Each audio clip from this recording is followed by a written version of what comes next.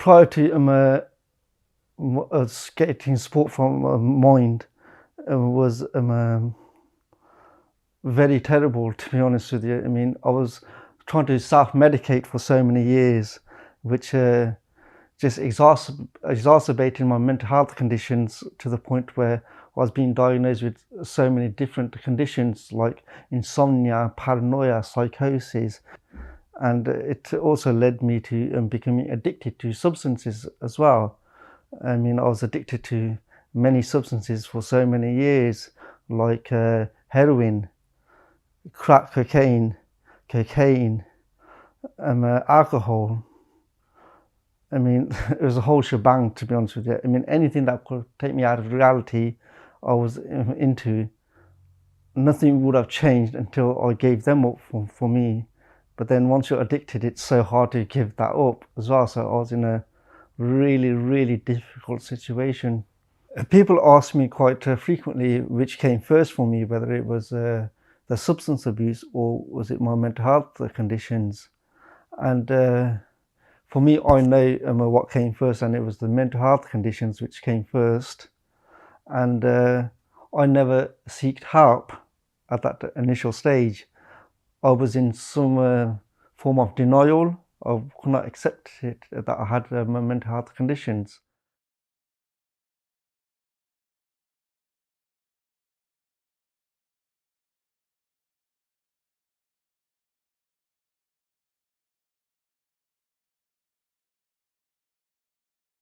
My name's Mirban. I'm 49 years old. I was born in Coventry, and I come from a rather large family. I've got 6 brothers and 3 sisters. I live with depression and anxiety for 31 years now, since the age of 18. People ask me quite frequently which came first for me, whether it was the substance abuse or was it my mental health conditions. And for me, I know what came first, and it was the mental health conditions which came first. And I never sought help at that initial stage. I was in some form of denial. I could not accept it that I had mental health conditions. So I was masking up my conditions and trying to self-medicate, which just exacerbated my mental health conditions to the point where I was being diagnosed with so many different conditions like insomnia, paranoia, psychosis, and they all stemmed from my own bad decisions I was making, trying to self-medicate. And it also led me to becoming addicted to substances as well, like heroin, crack cocaine, marijuana, alcohol. I mean, it was a whole shebang, to be honest with you. I mean, anything that could take me out of reality, I was into.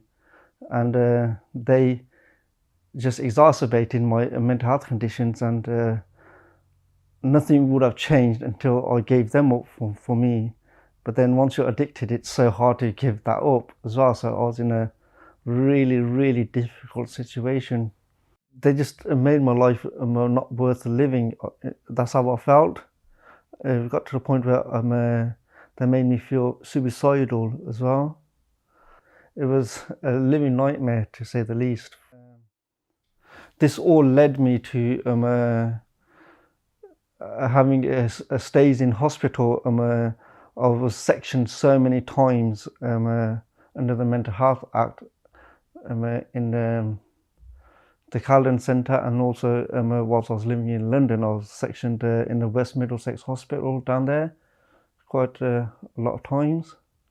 And all this led to me being on a life support machine, where I am flatlined for 20 minutes. And they were on the verge of turning the life support machine off on me when my heart started to beat again. And that was a turning point in my life, because I thought, God's given me one more chance. And not many people get these chances in life. So I thought, let's just grasp this with both hands. And that's what I did. So What has helped me in my recovery is, you see, the analogy I use for my recovery is like being in a fight, right? And I had to get that fight back inside of me, right? But like every fighter needs a corner team behind that fighter, to encourage them, to give them some support, some directions, right? And I finally had that corner team behind me, and then that gave me the will to fight back against my negative thoughts, my negative feelings and emotions. So that was a major turnaround as well, getting that right support. Initially, I was doing some courses with Mind. They've got a place called Cooper's Lodge where they do some psychology courses of you basically understanding your mental health conditions and how you can manage or control them. So that was a major big plus for me to get a good grasp of what was happening in me, becoming aware of these things and how to cope with them. That's the psychology part of it. But I've also used science as well, and the science is how physical exercise can help a person's mental health. And I exercise almost on a daily basis. We all know how exercise releases the good hormones in your body. For example, endorphins, adrenaline. So yeah, those two things have been the cornerstone to my recovery and understanding as well, science and psychology. These mental health conditions are still there, but now I feel more confident in coping with them because I've developed some coping tools, some coping strategies that I use consistently to keep my negative thoughts at bay. And I honestly believe that all our mental health conditions start off from our thinking, our negative thoughts. So as long as I keep working on myself daily on keeping my negative thoughts at bay, then my mental health conditions are manageable. How I keep my negative thoughts at bay is by listening to positive motivational videos on a daily basis, and that has reconditioned my mind from being so negative to becoming more positive. All the issues are still there, but now since I've been listening to these videos, I've become more positive and they're not so overwhelming anymore to me. I'm finding more solutions to my problems now, and I honestly believe there's science behind this as well. It's called the science of momentum. When you start off your day in a positive way, that positivity carries on throughout the day, and that's how I start my days off, and it's worked wonders for me. Part of my journey was from being in hospital to moving into supported accommodation with Mind, and I was with them for over 7 years. But just recently, in the last week, I've moved to independent accommodation now.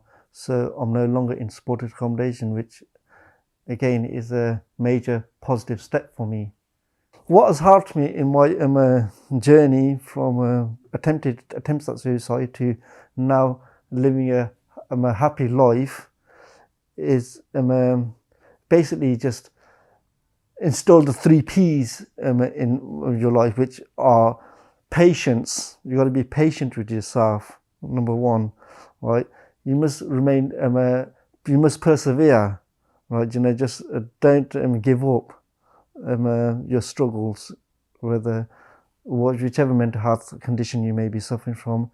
And number 3 is remain positive, which is not easy, but we must remain positive in life. And those 3 P's have been the bedrock for my own recovery.